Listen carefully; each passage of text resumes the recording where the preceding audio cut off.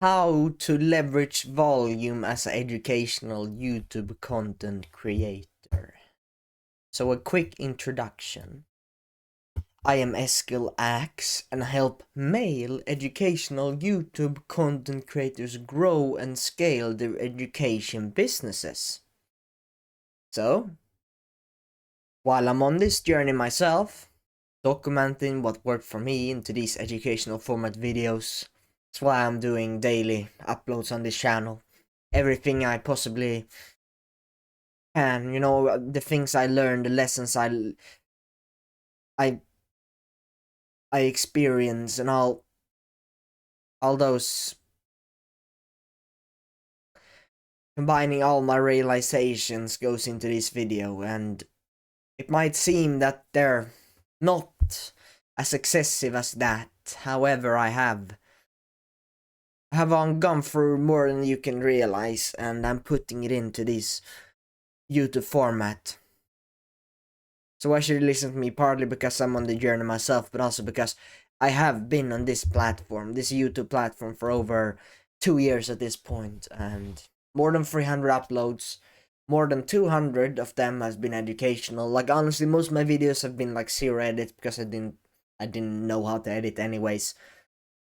But some were a bit edited, but that not much. That's like cut things in the middle when I took like a 2-minute break or something. At that time I really sucked at recording.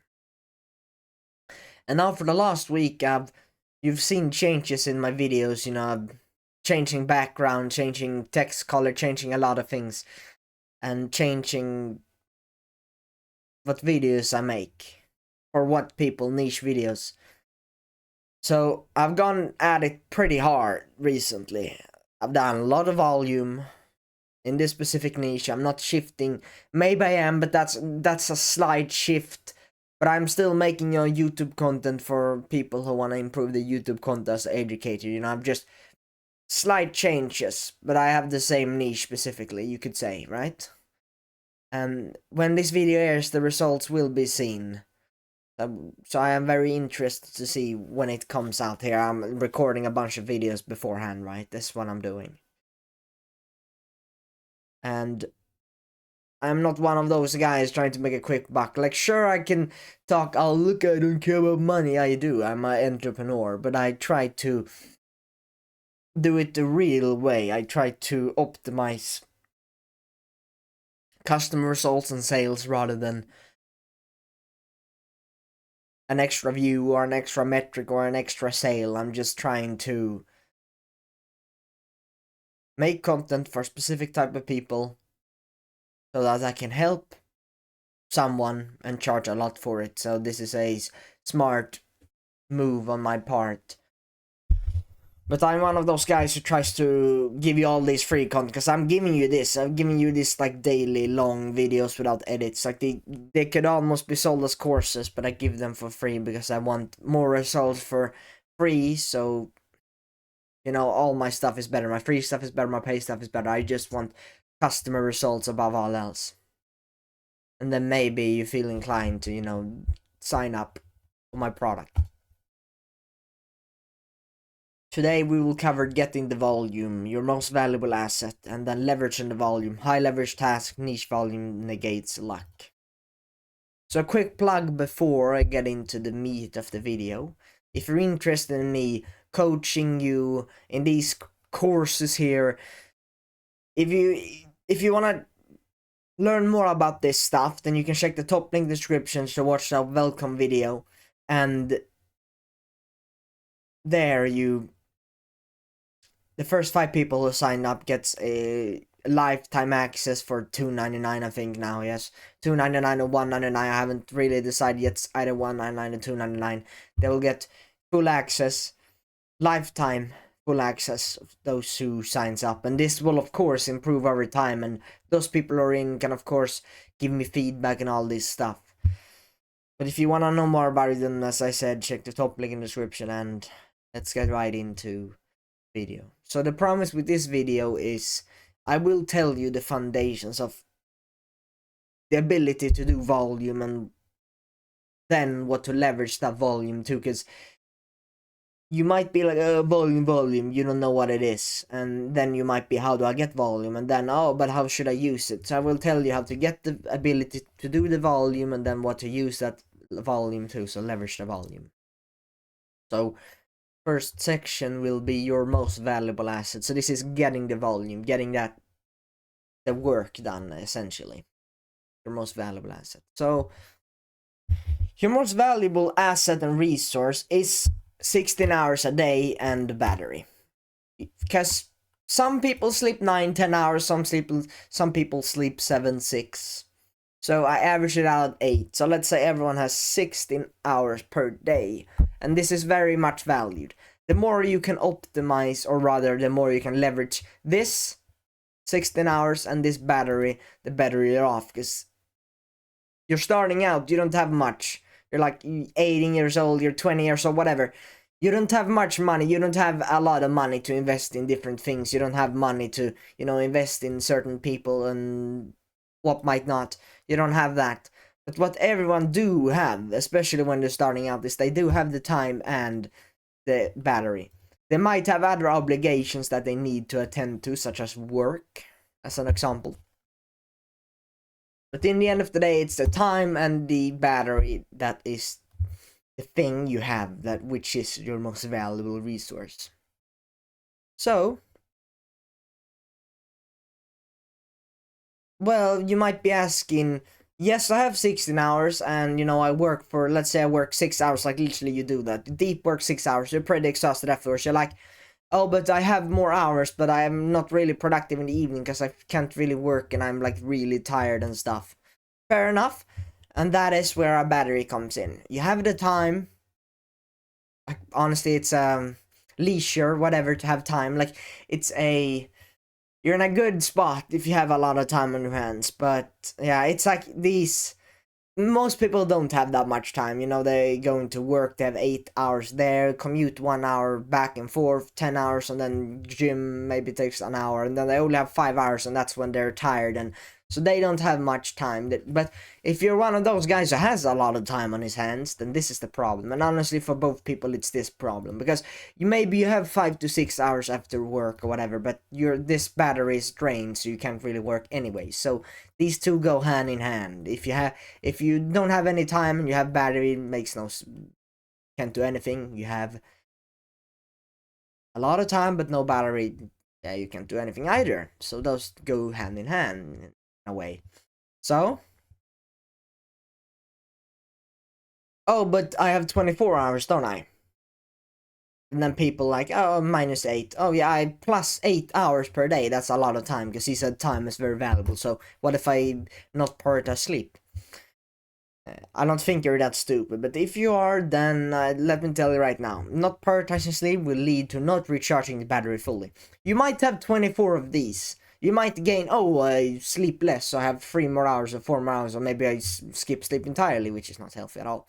But if you're like, oh, but I can do with 6 hours of sleep, I'm pretty confident I can work well in 6 hours sleep, then you get 18 hours. You gain 2+ hours per day, and that's hours you can use to work, I guess.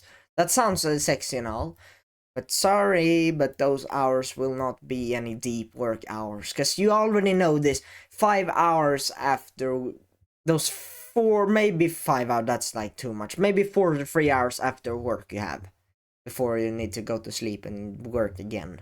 You have 3 to 4 hours. Those are not the hours you cure cancer, is it? Right? Those are the hours you, I don't know, read maybe if you can, or maybe just go on YouTube, do something. Like, you're like doing dishes, you're like, you can't really work, you can't really read properly, you're like doing dishes, you're like tired, and you're like, oh, for the next day, and like packing your stuff, putting your skirt, I don't know, doing your laundry maybe, I don't know. You can't really do the hardest work, you can't really script and record videos at this time, because you're like really tired, because you worked hard, and you're like, oh man, I gotta get back on sleep, whatever. So not prioritizing sleep is not good, and it is pretty hard, yes, because you only have 16 hours if you sleep enough, as an example, right?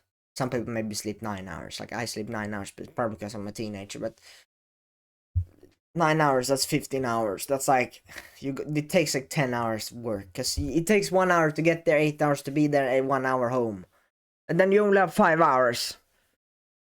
My hack to this is I wake up earlier. That's what I do when school starts, right? When school is up, I change my routine and wake up early. Because if I wake up, let's say I have 4 hours after work, if I wake up 3 to 4 hours earlier instead, and go to bed when I get home or whatever, eat dinner, go to bed, then that problem usually goes away. Of course, I myself needs to eat way earlier. I need to eat hours before bed, or else I just can't sleep well. So maybe eat dinner at work, whatever, if you're able to. Maybe you can sneak a dinner in there or something.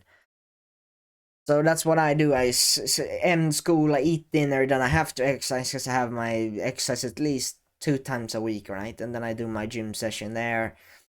So it's not a very good gym session, I have to admit, because I'm literally full.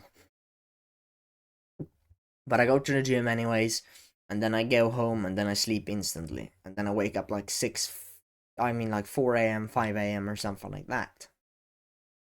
So what I did was I knew I had like 3 hours after, gym and school. I put 3 hours earlier instead, so I went to bed when I got home. Maybe I read an hour, but then I got to bed. And then I woke up 4 a.m. again.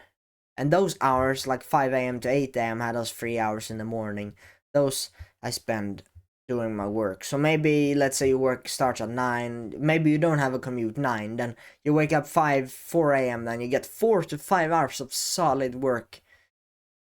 And then, you do your shower, you pick up your things, go to work, and then you do your gym, reading, and then you repeat again. So you get 3-4 morning hours. Pretty amazing, isn't it? So that's what I did. And the battery works in a very weird way.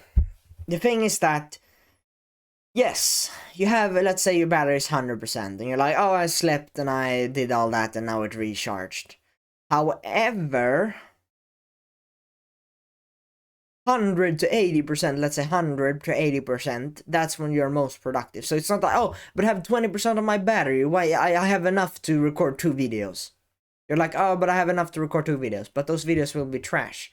And honestly, you really won't, because we nearly, never, like, honestly, never even push to the brink of, I don't know, because you're like, oh, you're burnt out or whatever, but I don't think, maybe if you're a 9-to-5 worker, you really have done this, but most people, they have not really pushed to the brink of destruction, you could say, 20% to 0. That's literally 0 is when you, like, literally fall asleep at your desk. Like, literally, and I mean literally, like, you, like, wander away, you start to, what is it called again? You start getting, like, seizures or whatever, like, you're seeing stars, and you're like really fucking tired, and maybe you're at 0%. But the point is here that when you're 100% to 80, 70, 100 to 70 or whatever, those beginning hours, that's when you're best. Usually it's like this, it's like the first 6 to 8 hours of the day is when you're best at everything, when everything is low friction, you can literally do everything. Hitting the gym is like, yeah, whatever. You're like, it's easy when if you take the bike and go to the gym, the moment you wake up, it's like, oh, I'm already at the gym. Like, it's easy. But if you do it in the evening, then that's another story. So, the morning hours, not only do you have a lot of time on your hands in the morning if you sacrifice your evening hours with the morning hours, but you're more productive those hours. So, instead of 4 dumb hours, you gain 3 to 4 productive hours. And 1 productive hour is worth 10 times more than 1 bad hour. Like, 1 hour in the morning is better than like 3 hours in the evening for me easily. Maybe even 10. Very valuable. So the way you use the time, as I described, you can wake up early, and then battery by doing the hardest things when you wake up. probably have heard about eat the frog concept, but literally, it's literally the analogy of you have 3 meals. You have to eat the frog. Do you eat the steak dinner, then second dinner, then third dinner, and then you have to eat the frog when you have eaten everything, or do you eat the frog instantly and then cleanse your palate with the other? It's this analogy, but it's the thing is, would you do the hard, disgusting session or the 10 videos per day? Like, let's say you have to do this no matter what. Do you record a 3-4 videos when you wake up, or 3-4 videos before you fall asleep? It's obvious, isn't it?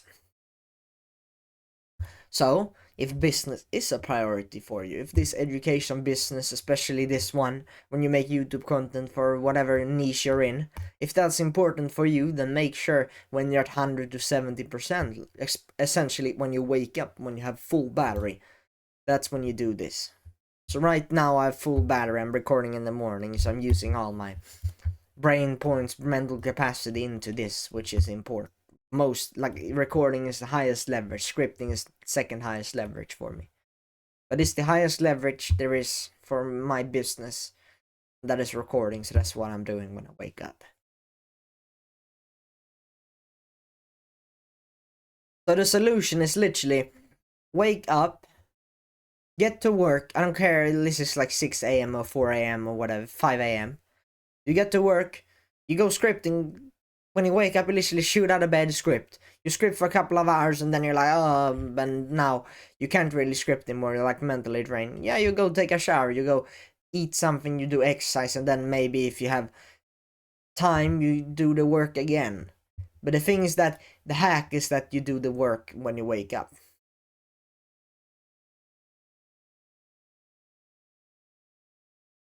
That's the point.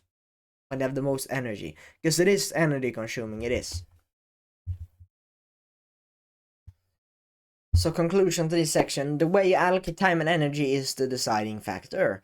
Sacrificing sleep is a good way to get a little more time, but much less work rate, much less done. You gain an extra 2 hours, but your energy is way down. And 16 hours, honestly, it's enough. Like, if you get 8 hours sleep, you have 16 hours of wakefulness. Honestly, at the latest hours anyways, after like 10-11 hours, you're out of battery. But now you're out of battery in like 6 hours, so you're out of battery before even getting to 6 hours. No, but I have 18 hours now. Yeah, you literally sacrifice 2/3 of the day because you slept a little less, but I want more time. No, you need both. So it's, you gain less by getting more time by sacrificing sleep, because you lose more of the energy, which is probably the deciding factor for most people, and it is. People nearly cannot work 16 hours a day. It's very difficult. People can work 10 hours a day if they really push it, but 16 hours, that's like, you can't do that consistently. I don't think so anyways. Then you need to be crazy people, and I don't think that's even healthy, honestly. And then, yeah, of course, your sleep will take a hit when you have this stress, getting 16 hours of work, 16 hours of work, 16 hours of work. And the quality will drop when you sleep deprived, because then you won't really speak the way you want, you won't really script, you'll be like in the middle of a video, in the middle of scripting. Consistency will of course go down, and the quality of work.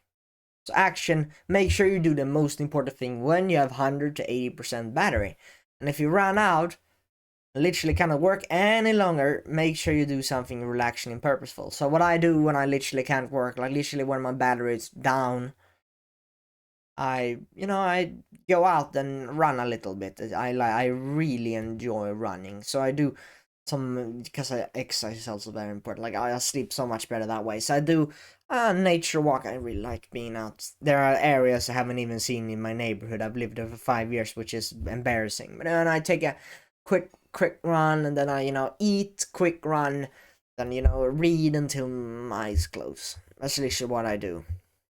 So I work to, let's say, 4 to 5 a.m. to 2 to 3 a.m. 2 to 3 p.m. dinner, nature, chill, meditation, read until I fall asleep, and then I don't work, 4 a.m., 5 to 5 p.m. I don't work, those extra hours.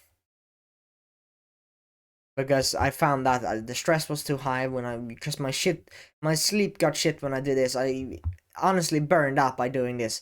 I needed some of these. It sounds weird, but when I did those 10 to 11 hours, I felt really, I felt honestly like I burned out, but I can do 8 without burning out. I've done that for months, and I can do that. But this is why I need this, eat dinner in peace and a nature, chill, meditation, read until I fall asleep. And I think, I don't know, people might be able to work 10 hours consistently, but working, honestly, it is a skill to master. Working hard as hell is a skill to master. Working is a skill to master. It's a skill to work for many hours. So, what I would recommend to everyone is having some kind of exercise, reading, meditation, to fuel you the next day. Because I found out that when I slept to reading, I was much more recharged than slept to some other things. And then exercise, I slept better that way. I got less stressful. Then I did some meditation just instinctively, what it's called, intuitively. I just did it without really thinking. It just happened because my body told me to or whatever. It sounds weird. But the thing is, you need to work hard and smart. I'm not the guy who's only work smart for a work week or whatever. No, work hard, but also smart. So do 8 hours of high leverage. So if I do work, I do recordings. I do 8 hours of recording, 8 hours scripting, get a fuck ton done. And when I'm not working, I am relaxing for the next day, which is, nature chill, reading until I fall asleep. That's my chill, not some stimulation. My chill is nature walk plus reading until I fall asleep.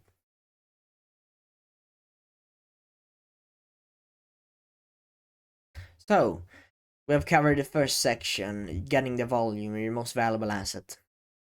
Second part is leveraging the volume, high leverage tasks. So, I asked myself many times, and it is honestly the same for every YouTube business. Every education business using YouTube content, right? And it is what task will move the needle by itself, and that is recording. Without recording, you have no video out. Without scripting, honestly, scripting is not. You can record a video without scripting, but my videos are better when I script, so I do. What's the most important? Record. Then script. Maybe do improve my product. That's 3 things. Script, record, improve my product, and that's vague, improve my product. It can be different. But if I think of something that I can do, a checklist or whatever, it's high leverage because I provide more value into my product, which I'm selling every day, every hour, because I have it on YouTube. High leverage. It can sell 24/7.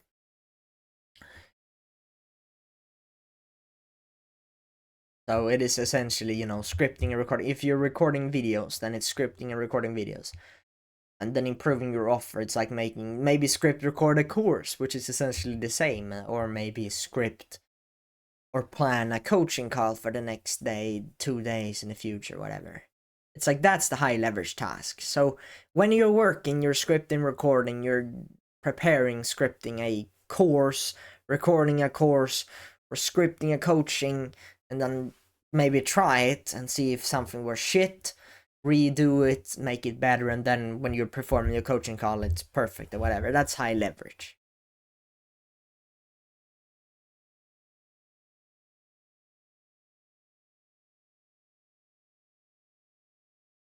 Because let's say you're here. Let's say you're at staircase number 20.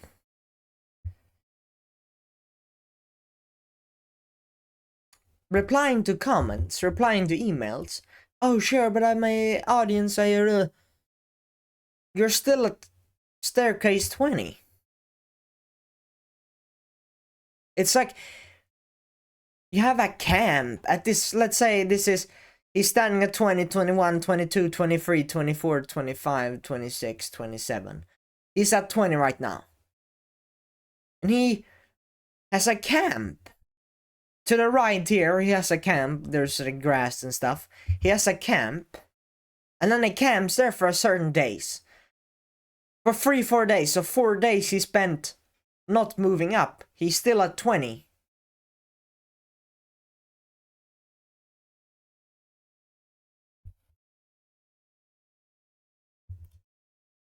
The needle hasn't moved at all. In fact, over time, if your business ain't growing, it's dying. You've heard that saying before.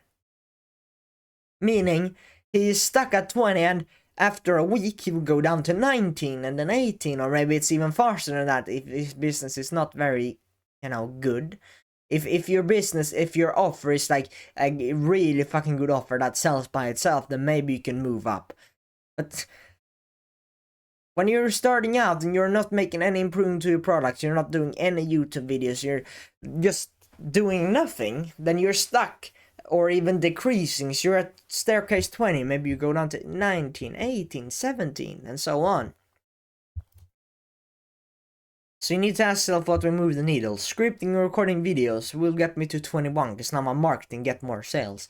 And then I improve my product, that goes up staircase by many. If you literally can double the value of your offer, then you get many staircases. If your offer and your product is better, then you get more and more and so on. So the high leverage is everything that improves the offer and product, because people buy it. That's literally where you make the money. So the most of your time should honestly be spent making a better product. And then of course you need to market the product. So all your time should be spent on scripting, recording videos, which is your advertisement, and then script, record courses, or do anything related to get more sales, right? Improving your offer, making the product better, more coaching offering, maybe 3 times instead of 2 times a week coaching, maybe another course, re-record the course, update the course, make it better, more value per second, do anything to improve the value of the course. Those are the high leverage. Not replying to emails. They will not do anything. They don't even serve as advertisement. That's just unnecessary work. Recording a YouTube video is high leverage, but the absolute highest is, of course, improving the product. So making that dumb checklist, you're like, oh, but man, that's not necessary. That is high leverage as hell, because that's improving the value of your offer, and that is powerful. So what I do is, when I work, I only work on high leverage tasks. When I don't work, I do nothing. Essentially, I chill as much as possible, clear my mind so I can rest well. See, I try to, eliminate the stress by just going out in nature and reading, because I want zero stress so I can sleep as good as possible so I can push hard as hell the next day. Because when I was 24/7 on business and I was sleeping, I was like, oh, another business tactic I can use, another business hack. I was like into business 24/7. I couldn't really rest well. I was stressed all the time. So before bed, I don't read fucking business books, because if I do, I can't sleep. But I guess I do read business book, but yeah. But a different kind. I don't read fiction books. If I do, I will get addicted to fiction. Then I will get addicted to other things that I don't want. But my point is that when I don't work, I try to chill as much as possible. Not some stimulation, I mean real chill, going out in nature, not hyper stimulating with some show or whatever.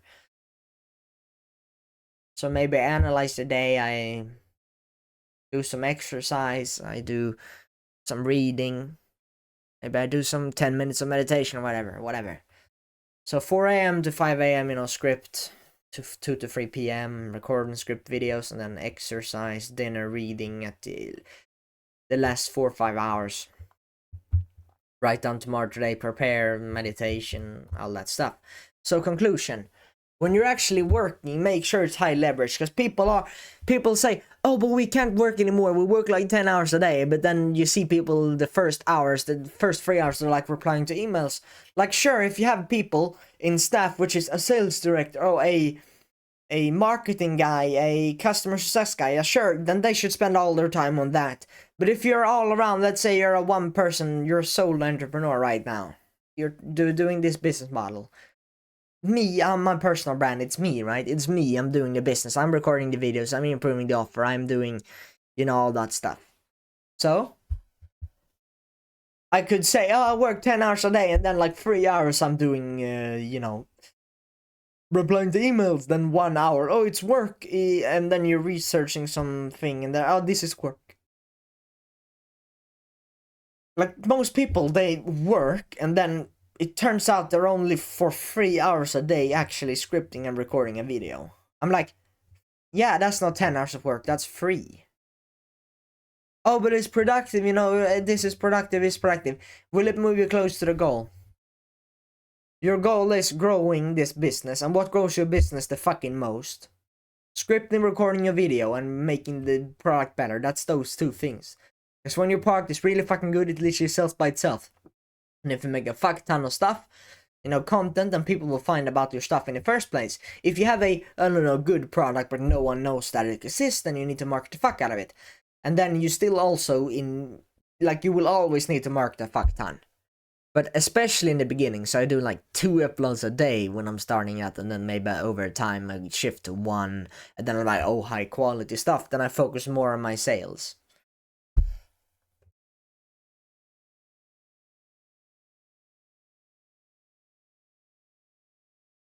Yeah.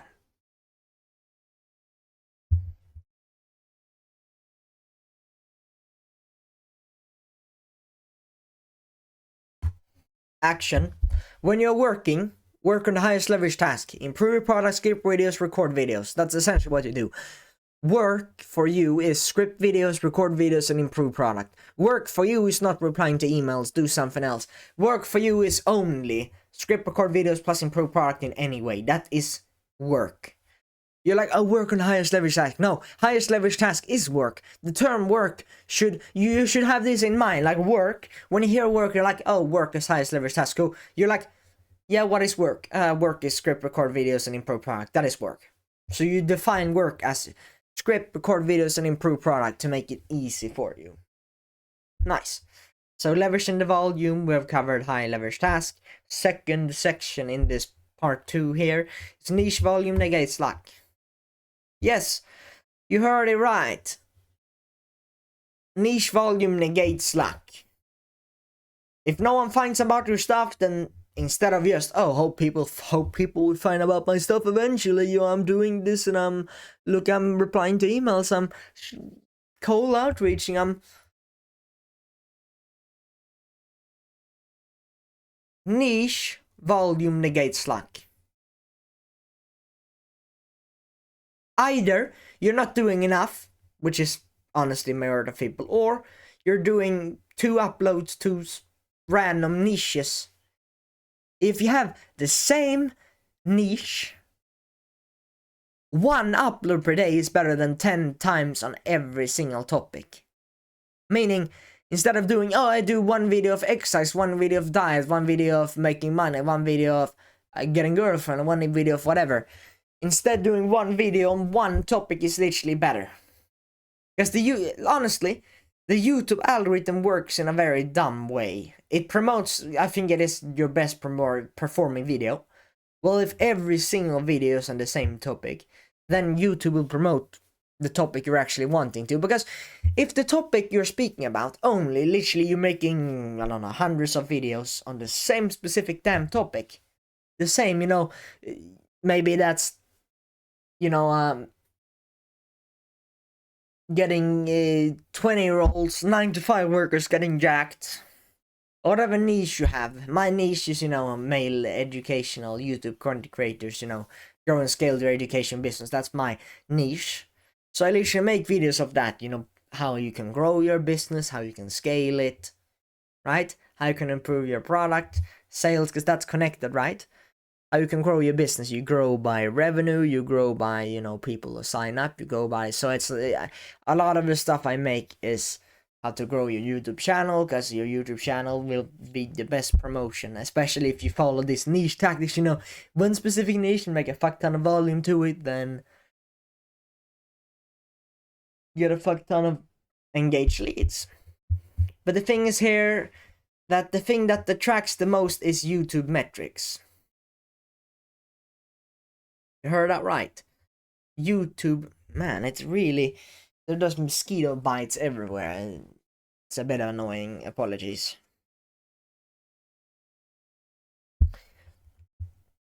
Yeah, so it's a niche volume that negates luck, and that's what gets, sales and views and all that stuff. Whereas You make videos about fitness. You have a huge competition. You're like, not even, why would you even do that? Because it's, let's say you're 19 years old and you look, my bicep got a little bit bigger. You can make videos about, you know, growing bicep, or that's pretty specific, but maybe, you know, get gains as a 9-year-old, you know, male teens at, I help male teens while in school to get yacked without eating X, Y, or whatever, right? Whatever your niche is. It's easier for you to help them because that's literally you, right? Because if you're that broad, then you're like, oh, but I help small kids, I help old kids, I help. No, you literally are specific. Oh, I help male teenagers while in school. So do you know that they don't have limited time because they're in school? Get yacked without eating, let's say, X, Y, and Z, because school lunch doesn't have, they can't afford this, and they want to get jacked without eating, you know, this food. Maybe they're like, they're too poor to eat meat, so they're like, how do I get jacked without eating meat, or whatever. As an example, right? Because, you know, high schoolers might be pretty broke. And that might be a bad target, but you can help them probably.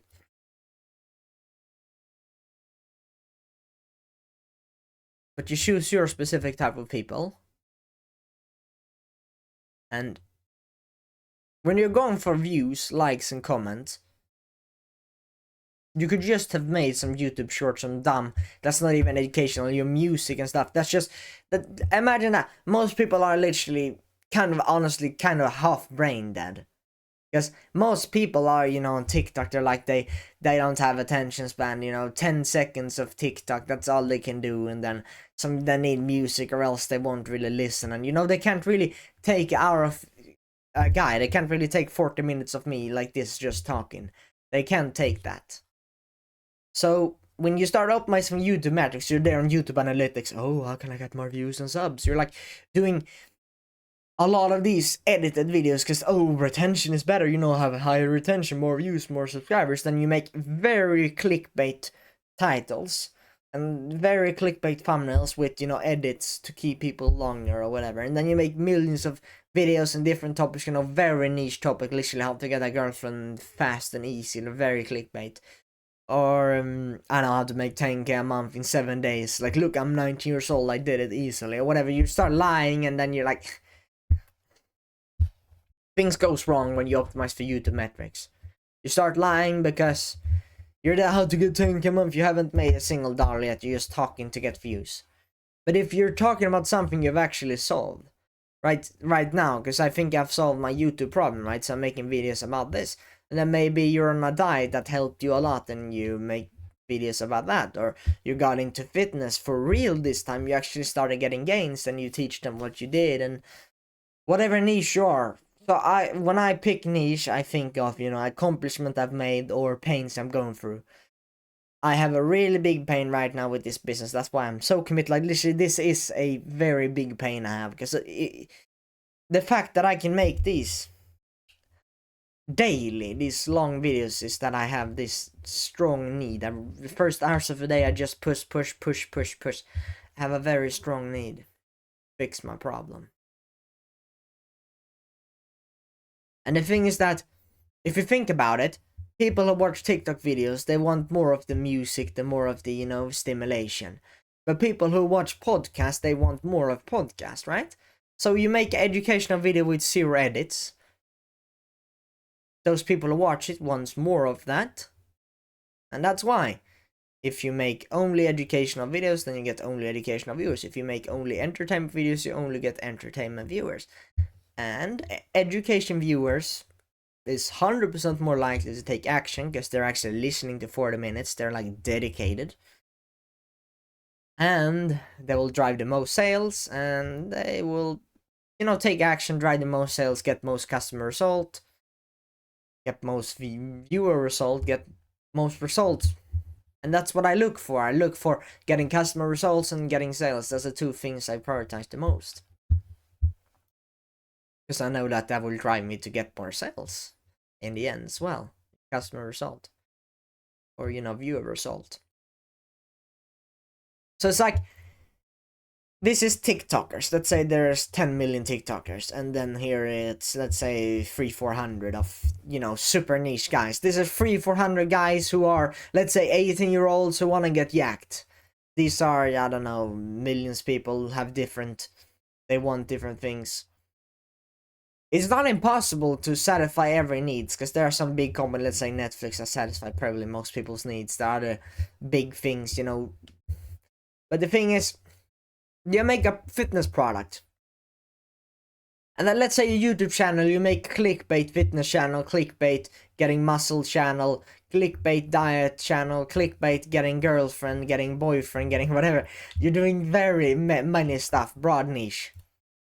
You can sell a product of everything, you know. I can sell a fitness program, I can sell a diet program, I can sell a whatever program, but I can't satisfy every customer needs. And honestly, oh, but no one can ever do it. If you have 400 people who are literally having the exact same problem, they're literally the same age, they're literally 18-year-olds as well, and they literally have school, they literally have this many hours per day, their school starts at the same time, like they're like copy-paste. They're the exact same people, same money. They're all broke. They're all 18 years old. They're in this last years of high school, as an example, right? They're all the same. If you can fix a problem for one of them, then chances are the rest of the people will also get value from it, because they're the same people. So when I do super niche, I know that it will work for the majority of people. This random fitness program will work for maybe 5% of the people, and even then they won't get such a crazy results that I will refer you. But if you get all of these people, it's much easier to satisfy 400 people than satisfy 10 million people, right? And if those 400 people are literally a copy-paste, of course they have different personalities, they have different voices, but they have the same specific problem, then if you solve one problem, it most likely work on the other people. And now, if you only let people in who are exactly like the people you just helped, then you can help them easily, because you have done it 400 times, right? Or you have done it 1, 2, 3 times, but they're the same. They honestly have like one difference, but they're mostly the same, so you can solve most of the problems, right?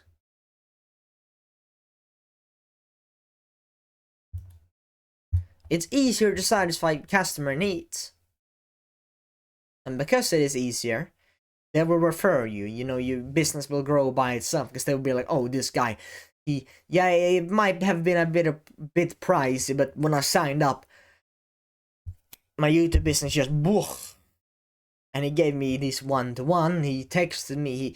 His courses are fucking crazy. They're handcrafted. They're like made for me to get success. They're literally made for specifically me. He knows that I have this much money. He knows that I have this and X, Y, and Z.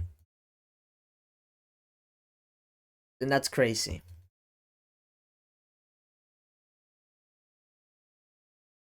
So when you have your people, what is the next step? Niche, volume, negates luck. Yes, make repetitive content. It's volume negates luck. But you're like, oh, but there are only 5 to 10 things in my niche that I can talk about. Yeah, well, make 5, 10, 15, 20 videos on the same damn topic. Let's say there are 5 different things you can talk about in your niche. For me, it's literally getting sales, pricing, or I guess getting sales. There are many things included. There's like referrals, pricing, offer, and then, you know, getting people to see my stuff, content, and then content strategies, and then, you know, work rate and all the skills you need. So I have a couple of things I can make videos of. Then I make 20, 30, 40 of every of them. So, oh, but I have only 5 things to talk about. Yeah, make 20 videos of all of them, and then you have 100 videos, and then repeat. But yeah, oh, but my viewers have already watched it. Like, honestly, most viewers don't watch it anyways. And what if...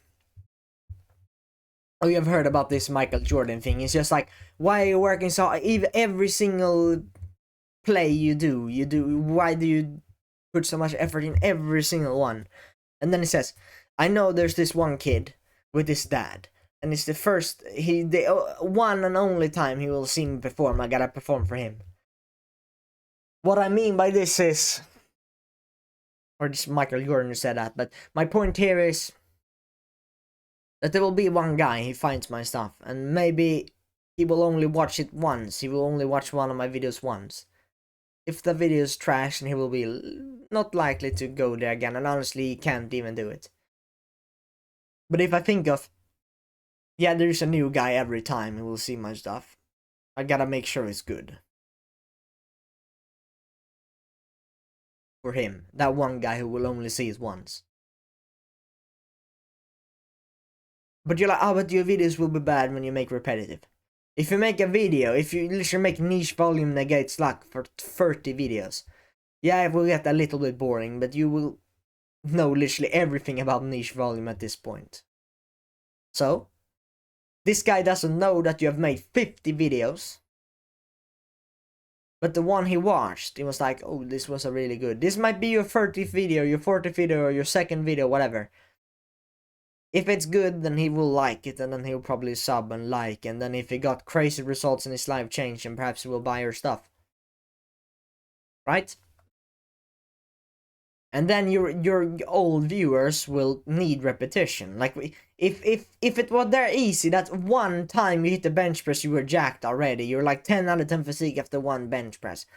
Then everyone will be 10 out of 10 physique. Then they will easily, like, yeah, one hell of gym. If I can get a 10 out of physique, 10 out of 10 physique, then easily I can spend 1 hour doing bench press. If it were that easy, then everyone would do it, right? But it's not. The first time we hear something, it doesn't. Sometimes we can't really comprehend. It takes me like 100 times to say something to get it myself. I honestly, niche volume negates like it took me like 20 videos before 100% understood it myself. Now I kind of do, I guess. But bench press, you need to hit it hundreds, thousands of times. You need to make 100,000 videos before your speaking is adequate. Repetition. One cannot be good at anything without repetition. That is a saying I've heard somewhere, I don't know. But that is the truth. It's so much easier to serve one type of people. It's less headache, and it also gets better quality. It's better to serve. It's better to make one exceptional product than 10 different, one fitness program that's pretty good, one exercise program one fitness program that's pretty good, one diet program that's pretty good, one dating program that's pretty good, one, I don't know, meditation program that's really good, and one self-improvement, whatever.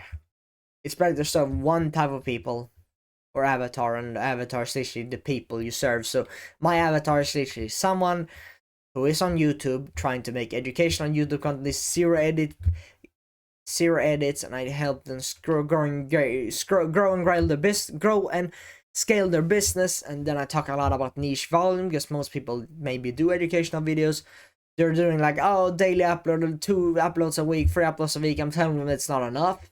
And then I'm telling them that if it's not on the same topic, it's not enough. And if you don't have any product to sell, then you're not marketing anything. You're not advertising anything. So serving one type of people or avatar, and then give them gold mine of quality, that will help that niche. So that guy who will only see my stuff once, or the guy who just found my stuff, if he likes what he watched and he has hundreds of different videos that are literally the same, then he will excavate. He will mine as much gold as he can. Because it's literally made for him. It's made for him. The content was good. Then he will excavate. He will harvest. He will all the gold he can find. He will be for weeks mining at the content. Really consuming the fuck out of it, sucking it dry.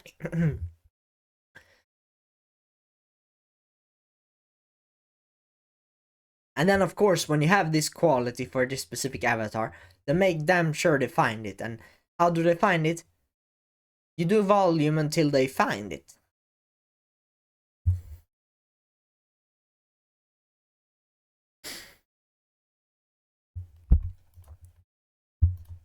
So, conclusion. When you serve the masses or make broad niche videos, you will attract people, worthless eyeballs, honestly. You will attract people who are not gonna drive sales forward. But if you have the volume, using energy and time effectively, as I talked about earlier in the video, and then when you actually work, you only do high leverage, and now you have high leverage, you do script record videos and you can do that for 8 hours because you followed the first section. If you do that to super niche videos,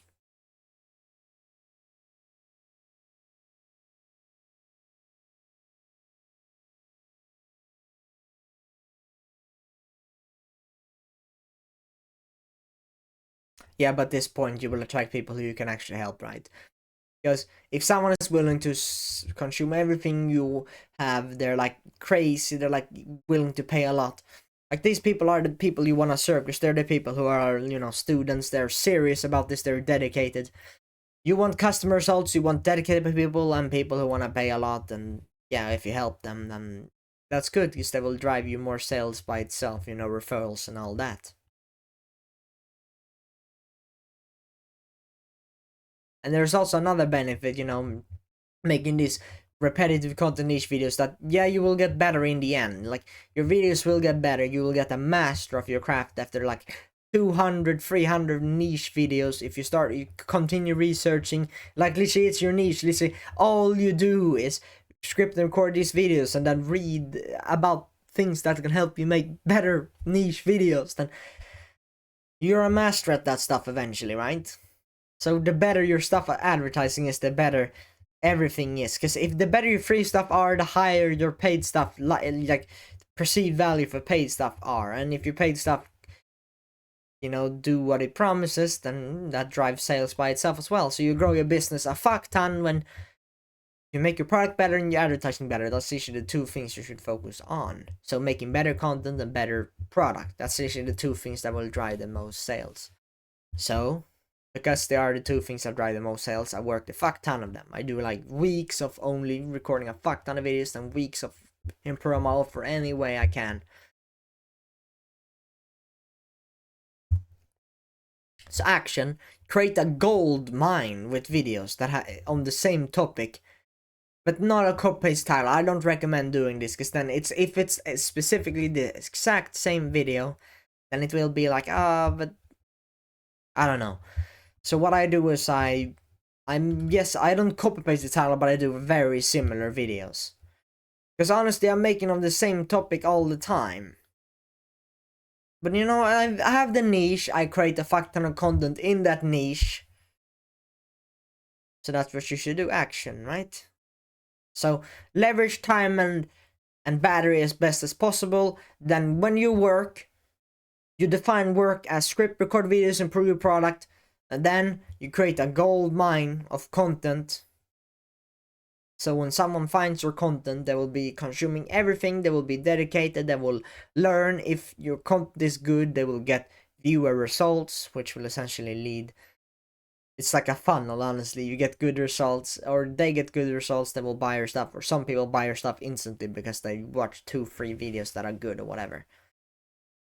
But this is where most of your sales comes in. You make a gold mine of content for that specific type of people, so that specific type of people are more likely to buy your stuff. So that's the end of the video. But if you're interested in, once again, check the top link in the description to watch the welcome video and the link to my community. So if you want to join the private YouTube tribe where I coach, have these handcrafted courses, common questions, I answer them here. I go on calls there and there, you know, we can chill around, I can go on calls. And then I have at least 2 calls a week. I'm in school, so I really can't do it on weekdays, so I do on the weekends at least, a call a week there, or 2 a week, I mean. Then, you know, it's like, it's a community, you can help each other, feedback from me to get it better. You know, I give you all the news, I schedule all the meetings, you know, all this stuff, and then maybe even write important stuff that you learn for other people. Then maybe have your own meetings and lectures, you schedule your own when you talk, whatever. It's free to do whatever you want, but when you're in here, I'll try to do whatever I can. I will be literally one-to-one teaching you. Because this is high ticket, and if you signed up, I'm gonna do everything possible for you. And I also want this in my free content. I want to give you as much value as possible. But if you're interested in one-to-one and all that, check the top link description right now.